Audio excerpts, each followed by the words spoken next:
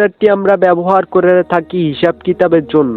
এখন যদি সেই ক্যালকুলেটরের ভিতরে আমরা আমাদের ফটো ভিডিও প্রাইভেট জিনিসগুলো লুকিয়ে রাখতে পারি তাহলে কত ইন্টারেস্টিং না? আসসালামু আলাইকুম বন্ধুরা, সবাই কেমন আছেন? আশা করি আই হোপ সবাই ভালো আছেন, আমিও ভালো আছি। তো আজকের ভিডিওটি অনেক ইন্টারেস্টিং এবং গুরুত্বপূর্ণ, কেননা আমরা ক্যালকুলেটর ব্যবহার করে থাকি হিসাব কিতাবের জন্য। এখন যদি সেই ক্যালকুলেটরের ভিতরে আমরা ফটো ভিডিও লুকিয়ে রাখতে পারি, আমাদের প্রয়োজনীয় প্রাইভেট জিনিসগুলো আমরা কাউকে না দেখাতে চাই, সেগুলো আমরা যদি ক্যালকুলেটরের ভিতরে লুকিয়ে রাখতে পারি কত না ভালো হতো। তো আজকের ভিডিওতে এরকম একটি ইন্টারেস্টিং সেটিংস বা আপডেটের কথা আমি জানাতে চলেছি। তো আজকে ভিডিওটি আপনি দেখলে, সম্পূর্ণ ভিডিওটি দেখলে আপনি এরকম একটি সেটিং করে নিতে পারবেন ইন্টারেস্টিং, আপনার ফটো ভিডিও প্রাইভেট জিনিসগুলো সেভ থাকবে। তো চলুন ভিডিওটি স্টার্ট করি। ভিডিওটি স্টার্ট করার আগে একটি রিকোয়েস্ট করব, ভিডিওটি প্রথম থেকে শেষ পর্যন্ত দেখবেন। মজাদার সেটিংস করার জন্য ক্যালকুলেটরটিতে আমরা চলে আসব। আসার পরে আমরা ক্যালকুলেটরটি ওপেন করব। ওপেন করার পর সেম ইন্টারফেস চলে আসবে।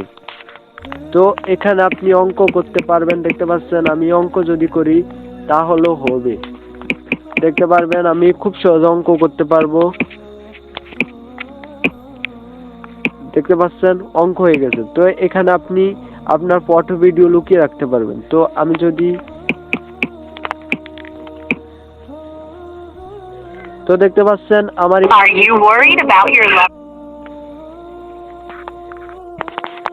তো আমি একটি বিষয় স্কিপ করেছি। আপনারা সেই যেখানে আমি অঙ্ক করেছি, এমনকি আমি কয়েকটি নাম্বার উঠিয়ে নিচ্ছি। তো আপনারা সেখানে আপনাদের পাসওয়ার্ড সংখ্যাটি উঠিয়ে নেবেন, নেওয়ার পর দুইবার টাইপ করবেন। টাইপ করার পর আপনার পাসওয়ার্ডটি কনফার্ম হয়ে যাবে।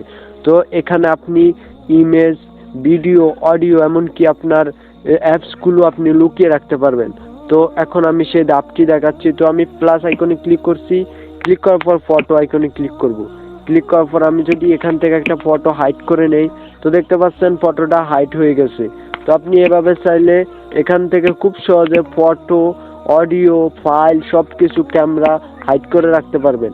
এখন যদি আমি অ্যাপস হাইড করি তাহলে আমি হাইড অ্যাপসে ক্লিক করব। ক্লিক করার পর এরকম একটি ইন্টারফেস শো করবে। তো এখন আমি একটি অ্যাপস হাইড করব। তো হাইড করার জন্য স্ন্যাপচ্যাট এই অ্যাপটি নেক্সট বাটনে ক্লিক করব, ইন্টার বাটনে ক্লিক করব। তো দেখতে পাচ্ছেন আমার এই অ্যাপটি অলরেডি হাইড হয়ে যাবে। তো দেখতে পাচ্ছেন খুব সহজে আমার এই অ্যাপটি হাইড হয়ে গেছে। এই ক্যালকুলেটরে আমার অ্যাপটি হাইড হয়ে গেছে। তো এভাবে চাইলে আপনি খুব সহজে আপনার যে কোনো অ্যাপস, যে কোনো ভিডিও, অডিও সবকিছু আপনি এখানে হাইড করে রাখতে পারবেন। তো আপনি আবার সেম প্রসেস আপনার ইন্টারফেসটাও এখানে ব্যবহার করতে পারবেন এই ক্যালকুলেটরের মাধ্যমে। দেখতে পাচ্ছেন আগের ওই প্রসেস আপনি এগুলো ব্যবহার করে নিতে পারেন।